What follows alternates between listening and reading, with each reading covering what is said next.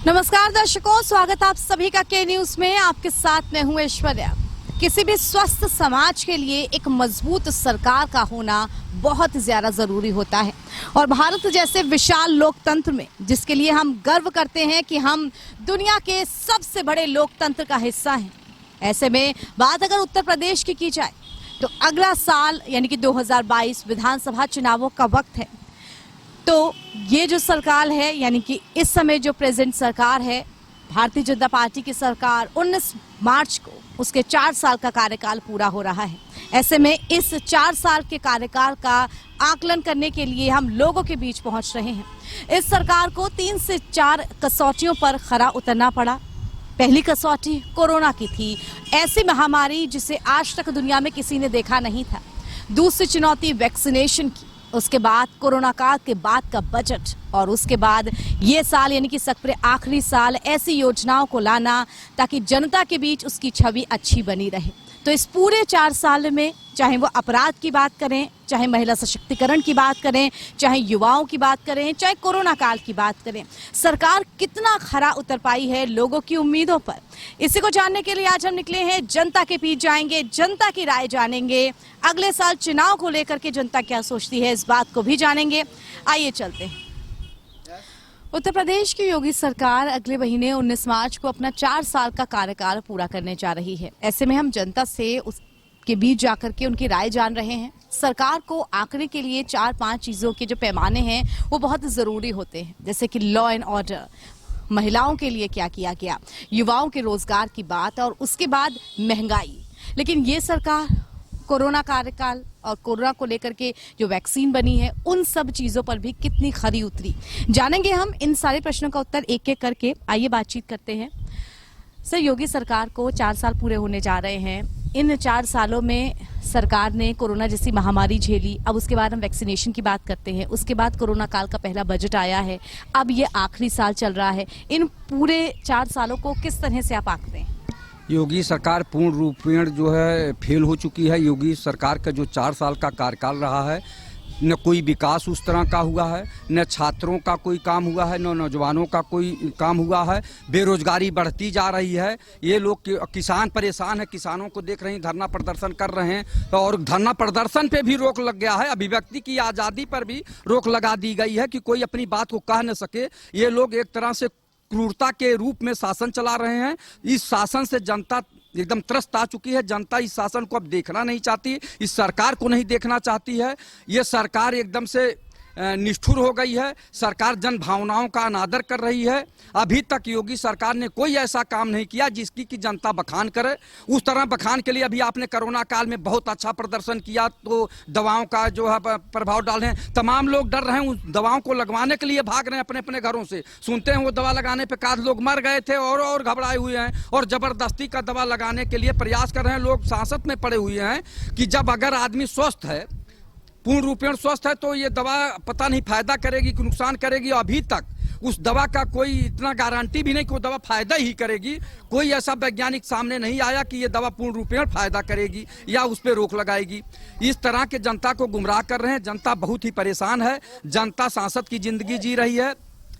जनता जो है एकदम से बेहाल। महंगाई बढ़ती जा रही है। आप देख लीजिए, रोज जो है सब्जियां इतनी तेज महंगी हो रही हैं, अन्य सामान इतने महंगे हो रहे हैं, इनका वेट और बढ़ता जा रहा है। ये केवल पैसा वसूली का काम कर रहे हैं, धन उगाही का काम कर रहे हैं कि जनता के जेब में जो पैसा बचा हुआ वो किस तरह से निकाला जाए। इसी तरह से ये तरह तरह के प्रपंच करके जनता को एकदम निरीह बनाना चाहते हैं, गुलाम बनाना चाहते हैं कि जो हम कहें वही सुनो, वही करो। एक दिन वो ये कहेंगे कि महिलाओं की बाली और इनकी सीकड़ भी आप जो है स्त्री धन को भी बैंक में जमा करा दीजिए। वो आपका नहीं है, कहने के लिए आपका रहेगा लेकिन रहेगा बैंक में। जिस तरह से जनता की जमीन, किसानों की जमीन को ये खरीद कर पूंजीपतियों को देना चाहते हैं, उद्योगपतियों को देना चाहते हैं, ये भी बहुत गलत है। चूंकि बच्चा, छोटा बच्चा, ये जैसे अभी हमारे है और उसने कहा कि हमें मटर चाहिए, हम मटर बोए हैं, मिर्चा लगाए हैं अपने खेत में, टमाटर लगाए हैं, तो हम तोड़ के दे सकते हैं। जब कॉन्ट्रैक्ट फार्मिंग होगी तो 100-200 एकड़ में वो जो रहेगा वो अपने हिसाब से खेती करवाएगा। और उसी बीच में हमारे 4 बच्चे हैं, कोई अलग होने की बात कहा कि हमको जमीन बता दीजिए, हम अपना घर बनाएंगे, 2 कमरा बनाएंगे या मंडई डाल के रहेंगे, हमारी बहू से नहीं पट रही है या हमारे बेटे से नहीं पट रही है, तो हम वो जमीन कैसे दे पाएंगे? और कॉन्ट्रैक्ट करा रहे हैं ये 25 साल 30 साल का। तो कैसे होगा उस बीच में? सरकार तो कहती है कि ये ऐतिहासिक बिल है, किसानों के फायदे के लिए ही बनाए गए हैं। तो अपने यानी उस पे अडिग है ना, अपने जैसे नहीं होता, अपने जिद्दीपन पर अडिग है। सरकार जिद्दी हो गई, चूंकि मोदी जी को ये पता नहीं है। मोदी जी किसान के बेटे नहीं है, वो एक चाय बेचने वाले के बेटे हैं। वो केवल चाय के बारे में बता सकते हैं कि कितनी अदरक पड़ेगी, लवंग पड़ेगी, इलायची पड़ेगी, चीनी पड़ेगी, ये चाय पत्ती कौन सी अच्छी होती है, उस तरह के चाय के बारे में वो स्पेशलिस्ट है। किसान जो है, गेहूं कब बोया जाता है, गेहूं कैसे बोया जाता है, धान कैसे बोया जाता है, मटर कैसे बोई जाती है, टमाटर कैसे लगाया जाता है, आलू कैसे बोया जाता है, ये सब किसान लोग जानते हैं। तो किसान की समस्या को मोदी जी नहीं जानते। चाय बेचने वाले कितने हैं, ईमानदारी से बताइए देश में, और किसान कितने हैं? इन्हीं का पैमाना आप लगा लीजिए कि किसान बहुत हैं।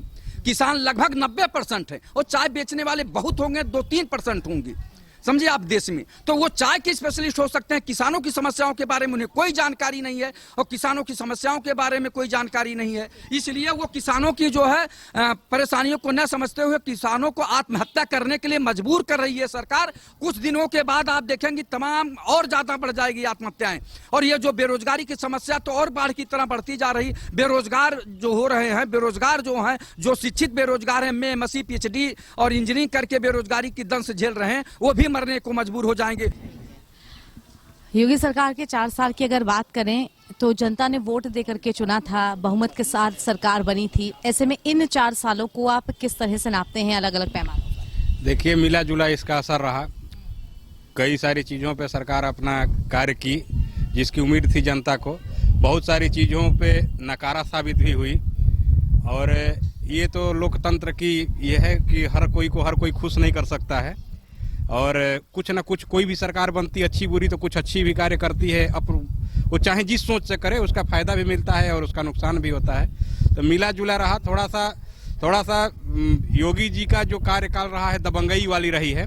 इनको एक दबंग मुख्यमंत्री के रूप में इनको पहचाने जाने लगा है, क्योंकि ये चाहे विधानसभा हो, चाहे बाहर हो, चाहे मीडिया हो, कहीं भी ये थोड़ा सा भी सीधे बात करते हैं। सीधे बिल्कुल घुमाते फिराते राजनीतिक वाली नहीं, सीधे बात करते हैं, अपनी दबंगई वाली, कोई एक दबंग की तरह। और रही बात अपराध का, तो भले सरकार कहे, लेकिन अपराधीकरण रुका नहीं है बहुत, बल्कि उससे और हो गया। जब लखनऊ जैसे शहर में अभी देखिए, जुगल किशोर की दुकान वहीं थाने और वो दोनों के बीच में, तो बहुत सारी घटनाएं बढ़ी हैं। सरकार कह रही है कि हम कंट्रोल कर रहे हैं, लेकिन कोई असर उसका दिख नहीं रहा है।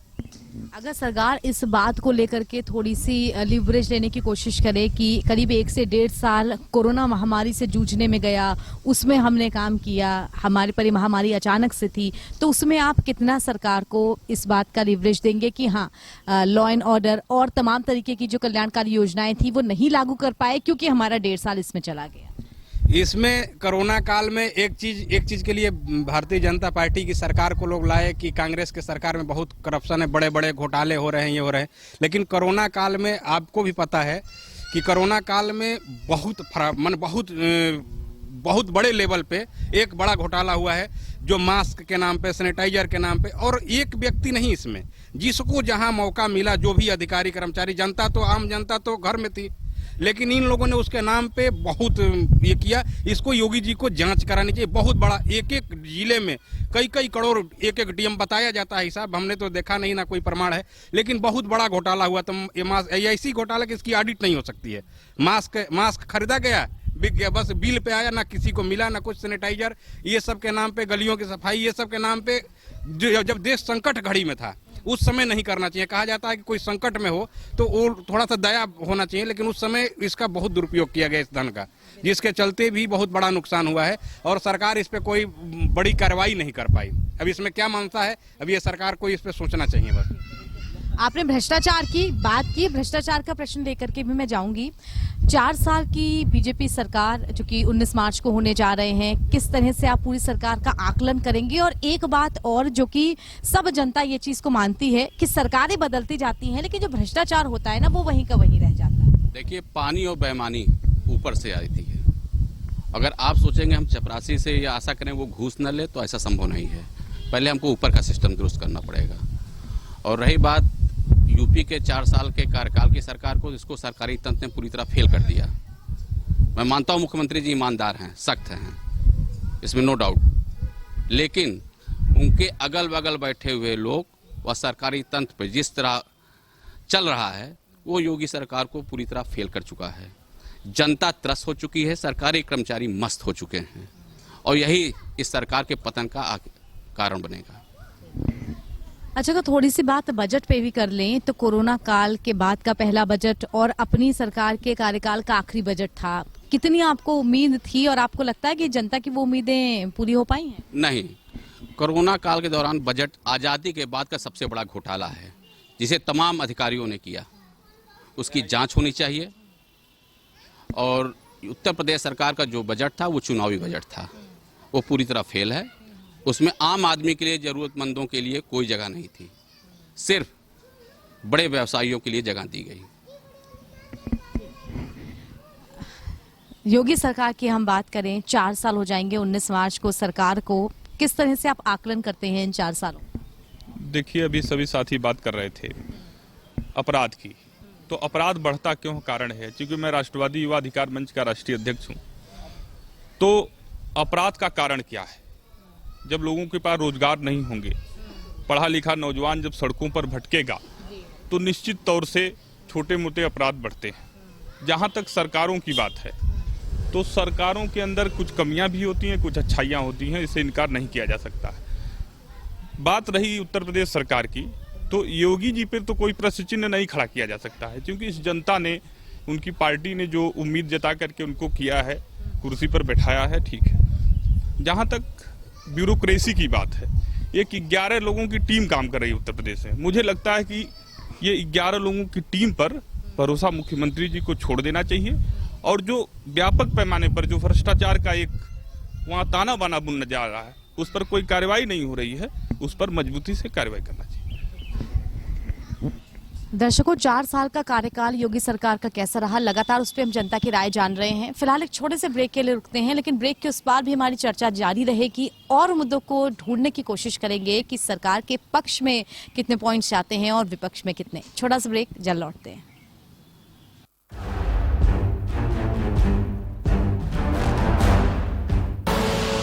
आप देख रहे हैं के न्यूज, खबरों का सारथी। खुदी को आजमाया है तो ये अंदाज आया है, खुदी को आजमाया है तो ये अंदाज आया है। तुम में भी मैं हूं, शुद्ध प्लस पान मसाला। आप देख रहे हैं के न्यूज, खबरों का सारथी।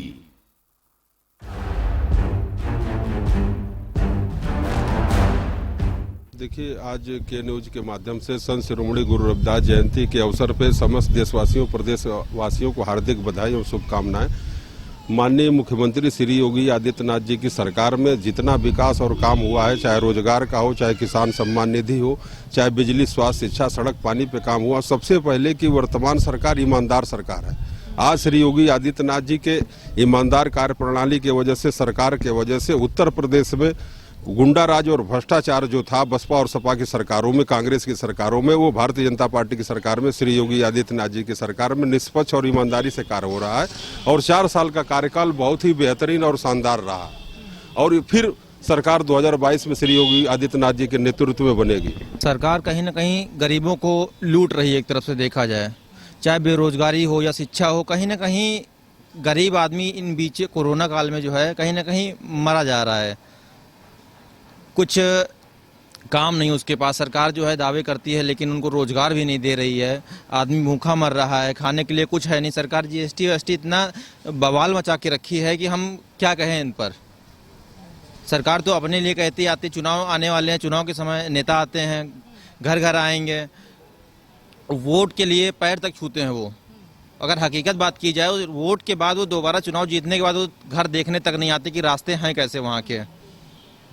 लेकिन ये तो आइए हम जनता के बीच मौजूद हैं, उनसे उन्हीं की ही राय जानते हैं। योगी सरकार के 4 साल किस तरह से आकलन करते हैं आप? योगी सरकार ने 4 साल बहुत अच्छे निकाले हैं, बहुत ही अच्छा है। लेकिन अभी जो पेट्रोल डीजल के दाम बढ़े हुए हैं, इसमें अपने कुछ टैक्स कम करके यूपी सरकार पब्लिक को कुछ राहत दे सकती है। वैसे चुनावी वर्ष में चुनावी बजट है, फिर भी पब्लिक को काफ़ी राहत है। लॉकडाउन के दौरान भी अच्छा कार्य किया है, जिससे कि योगी सरकार की प्रशंसा होती है। और डेवलपमेंट चल रहा है, बहुत अच्छा कार्य जिसमें विशेष करके जो अभी इनका पूर्वांचल एक्सप्रेस बन रहा है, बहुत ही अच्छा वो है। अयोध्या का डेवलपमेंट बहुत अच्छा वो है। बजट को लेकर के और जो रसोई का आप कहेंगे, महंगाई बहुत ज़्यादा बढ़ चुकी है, इसे लेकर के ये कहने में कोई दो राय नहीं है कि जो कुकिंग ऑयल होता है उसके दाम 1 लीटर के 155 तक पहुंच चुके हैं। प्याज हर 6 महीने पे रिकॉर्ड 60, 70, 80 पार कर रहा है। कुकिंग जो सिलेंडर है हमारा, उसके भी दाम बढ़ रहे हैं। ऐसे में पिछले 4 सालों में क्या आप कुल मिलाकर के इस सरकार को नंबर देंगे? नंबर के मामले में हम 7 मार्क्स देंगे। काम तो अच्छा कर रहे हैं, लेकिन हाँ, ये महंगाई बढ़ तो रही है, लेकिन वो भी किसी रीज़न से ही बढ़ रही होगी। सरकार अपनी तरफ से कोशिश तो कर ही रही है अच्छी। ये है कि हाँ, मतलब आम जनता के लिए उन्हें कुछ करना चाहिए, थोड़ा बहुत कम करना चाहिए, क्योंकि अब जो महंगाई बढ़ रही है वो थोड़ी ऊपर जा रही है सर से। और भी हमारे साथ लोग मौजूद हैं। योगी सरकार के 4 साल अगले महीने 19 मार्च को हो रहे हैं। जनता बड़ी उम्मीदों के साथ वोट देती है सरकार बनाने के लिए। ऐसे में ये 4 साल का कार्यकाल किस तरह से इसे आंकेंगे आप? देखिए, कार्यकाल इनका जो भी रहा बड़ा अच्छा रहा और जनता इनके साथ खड़ी है, भरोसे के साथ खड़ी है और सरकार में कहीं से कोई कमी नहीं है। देखिए, महंगाई जो है ये तो संपूर्ण जनता पर है। इसको ये तो विपक्ष के लोग बोल नहीं पा रहे, या तो उनको जानकारी नहीं है। जब कच्चा तेल 63 रुपए में है, उससे 178 प्रोजेक्ट तैयार होते, जिससे रसोई गैस है, उसी से क्रूड ऑयल से, उसी से पेट्रोल है, डीजल है, मिट्टी का तेल है, तमाम केमिकल्स हैं, उसी से रोड बनाने वाला अलकतरा है।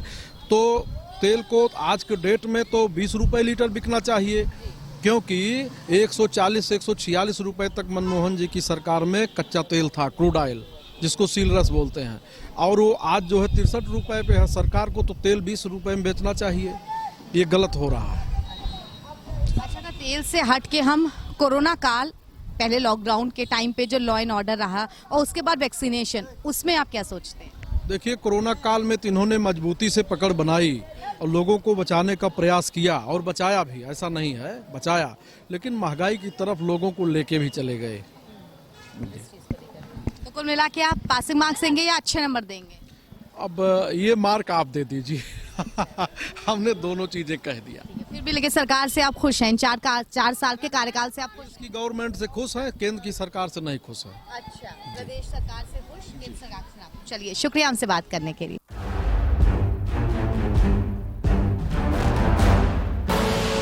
आप देख रहे हैं के न्यूज, खबरों का सारथी। GGS Education Group launches 20% discount on academic fee of courses MBA, BBA, BCA, BFSI and GM, D Pharma, B Pharma. Offers best infrastructure, best transport facility, best academic service and best placement service. Register today to avail 20% discount. Call 9971 496 497 or visit the campus Kanpur Lucknow Highway near Unnao. GGS Education Group. आप देख रहे हैं के news, खबरों का सारथी।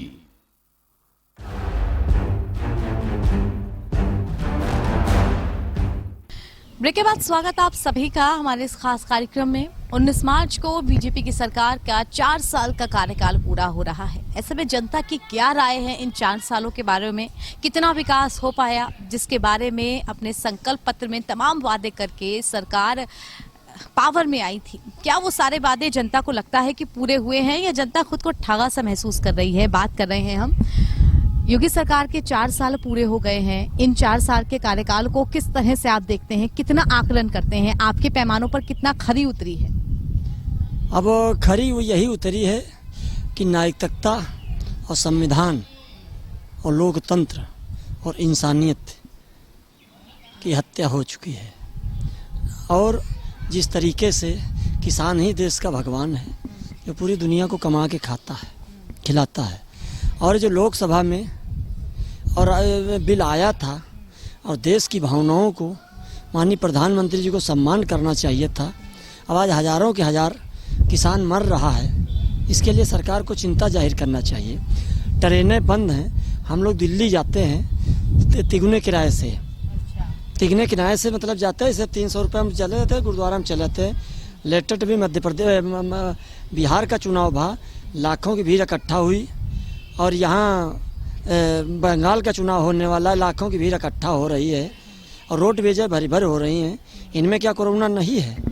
अगर corona है, 1 साल पूरा होने जा रहा है, अर्थव्यवस्था हो, चाहे कमाई हो, चाहे गरीब आदमी की रोजी रोटी का मामला हो, सब नीचे पे नीचे जो जा रहा है, इस पर सरकार को चिंता जाहिर करना चाहिए। अच्छा, चलिए, जो किसानों का मुद्दा है वो तो केंद्र का मुद्दा है। अगर उत्तर प्रदेश की बात करें तो जो पूर्ववर्ती सरकार थी और जो ये सरकार आप देखते हैं, अपराध के आंकड़ों में और भ्रष्टाचार में आपको कितनी अलग दिखती है ये सरकार? क्योंकि हर सरकार जब सत्ता में आती है तो वादे तो बड़े बड़े करती है कि पिछली सरकार से अपराध कम होगा, भ्रष्टाचार कम होगा, जनता उस टाइम हाँ में हाँ मिला के वोट भी दे देती है, लेकिन अब क्या लगता है जनता को? भ्रष्टाचार, ये जब राजा सही होगा तो भ्रष्टाचार आप ही रुक जाएगी। महात्मा गांधी ने एक लंगोटी पहन के देश को आज़ाद करा दिया था, क्योंकि उनकी नीति तो ईमान सही था। और उत्तर प्रदेश में अगर चलिए मान लिया योगी जी ईमानदार हैं, जो अगल बगल लोग बैठे हैं उन पर तो भला कम से कम उनको नकेल खींचना चाहिए। आज तो इस सरकार को जो है सरकार नहीं चला रहे, नेता नहीं चला रहे, इसको अफसर चला रहे हैं। अगर अफसर चला रहे हैं तो अफसर चलाने का मतलब क्या? जब अफसर जनता का हित का थोड़ा सोचेंगे, जनता तो अपने हित, अफसर तो अपने हित का सोचेंगे।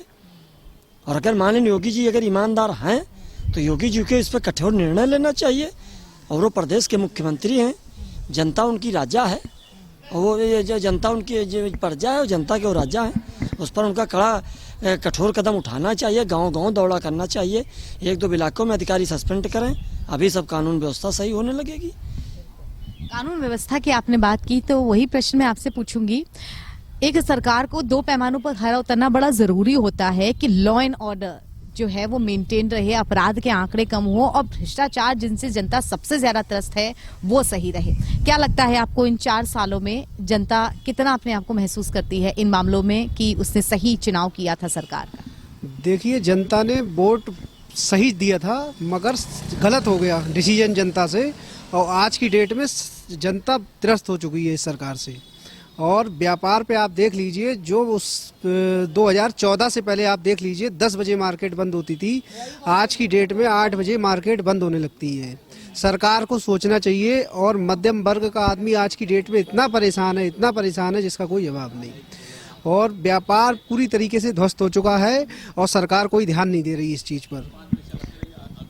बिल्कुल जो है सरकार ने जनता को बिल्कुल परेशान कर दिया है। कुछ दिन बाद ये हाल होगा कि जनता रोड पर आकर के, या तो मुख्यमंत्री जी और हमारे देश के प्रधानमंत्री जी जो हैं इस समय, जो उन्होंने काम किया है, सारा हर चीज़ अडानी अंबानी को सौंप दिया है।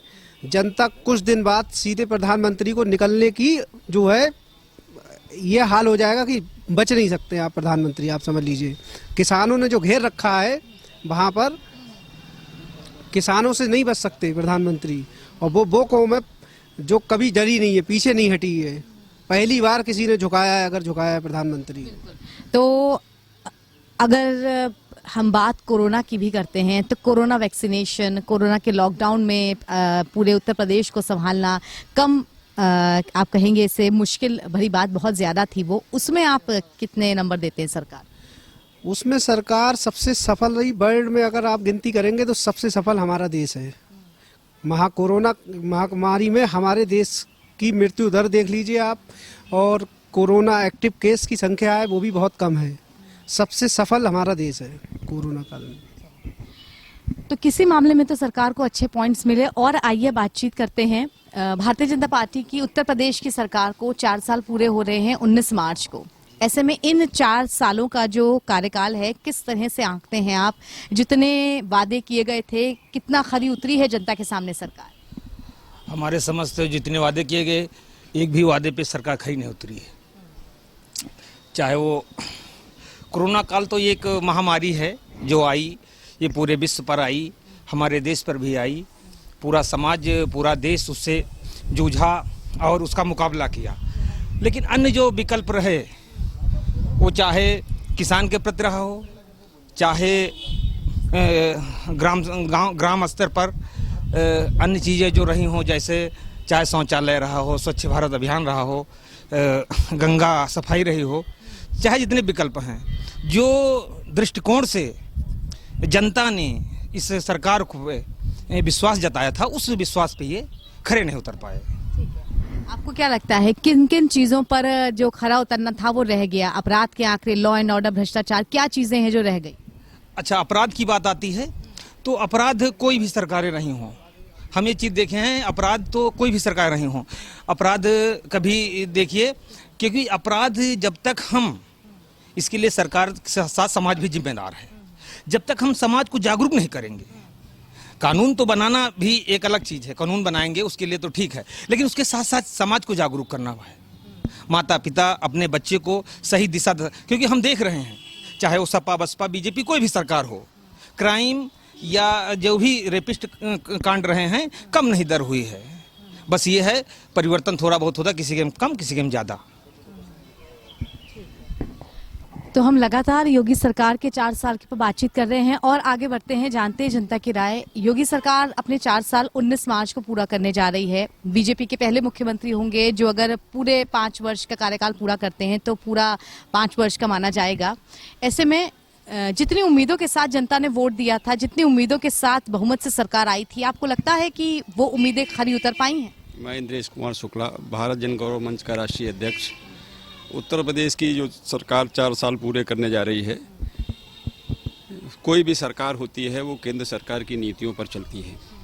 क्योंकि केंद्र और राज्य में एक ही पार्टी की सरकार है, तो यहाँ के मुख्यमंत्री भी जो है केंद्र के सरकार के अनुसार ही चल रहे हैं। केंद्र सरकार की नीतियों ने इस प्रदेश के विकास को भी बहुत प्रभावित किया है, क्योंकि उनकी नीतियों ने रोजगार छीना है लोगों का, मजदूर भी आज परेशान है, व्यापारी भी परेशान है, इसलिए प्रदेश में भी जो है जनता परेशान है। जहाँ तक योगी सरकार की बात है, उन्होंने तो अपने हिसाब से ठीक ठाक काम किया। मतलब योगी जी को एज अ हेड आप मानते हैं कि मुख्यमंत्री के तौर पर उनके कार्यकाल अच्छा रहा? हाँ, उन्होंने अपने स्तर पर सभी काम लगभग ठीक किए। अच्छा, एक बात और, जो जिस चीज को लेकर के काफी बोला जाता था योगी सरकार की तरफ से भी कि सरकार भ्रष्टाचार के प्रति 0 टॉलरेंस कर रही है, अपराध के प्रति 0 टॉलरेंस कर रही है, उस पर सबसे ज्यादा फोकस किया जाता था, वो आपको कितना लगता है? देखिए, योगी सरकार में जहां तक मुख्यमंत्री की तरफ से किसी तरीके के भ्रष्टाचार की कोई भी सुनवाई नहीं हुई है, लेकिन भ्रष्टाचार हो रहा है, ये बात सही है। अब वो अधिकारियों के स्तर पर हो रहा है या कहीं और के स्तर पर हो रहा है, लेकिन भ्रष्टाचार तो हो रहा है। भ्रष्टाचार के मुद्दे पर सरकार जो है वो खरी नहीं उतर पा रही है। और एक अंतिम प्रश्न, कोरोना महामारी के दौरान सरकार का आपको जो कामकाज था वो कैसा लगा, और जो वैक्सीनेशन के मामले में सरकार की पॉलिसीज थी वो कैसी लगी? देखिए, प्रदेश सरकार का तो कार्यकाल संतोषजनक है, लेकिन केंद्र सरकार का कार्य मुझे संतोषजनक नहीं लगता है। सरकार का 4 साल का कार्यकाल, सब जानते हैं ये अंतिम वर्ष है, चुनावी वर्ष है। अगले साल इसी वक्त हम लगभग चुनाव के मुहाने पे खड़े होंगे या फिर चुनाव हो भी चुके होंगे, हम नतीजों का इंतजार कर रहे होंगे। ऐसे में ये 4 साल कैसे रहे, क्योंकि आम जनता जब वोट डालती है तो वो हिसाब भी मांगती है कि उसने जिस आधार पर वोट डाला था, उससे जिस तरह के कस्बे वादे बताए गए थे सरकार की तरफ से, वो कितने पूरे हो पाए हैं। हालांकि इसमें भी कोई दो राय नहीं कि सरकारें आती जाती हैं, सरकारें बदलती रहती हैं, अलग अलग लोग मुख्यमंत्री बनते हैं, लेकिन अपराध के आंकड़े कहें, बेरोजगारी के आंकड़े कहें और भ्रष्टाचार के मामले कहें, वो वहीं के वहीं रह जाते हैं, जस के तस। महंगाई की मार से भी जनता ही जूझती है। चलिए, फिलहाल हमारे इस खास कार्यक्रम में इतना ही। अगली बार फिर से कोशिश करेंगे कि जन सरोकार से जुड़ा हुआ कोई मुद्दा लेकर के आए जिसमें हम आपकी ही राय जाने, आपका क्या मत है उसे समझें। फिलहाल के लिए मुझे दीजिए इजाजत। कैमरा पर्सन रोहित के साथ मैं ऐश्वर्या, के न्यूज़ के लिए।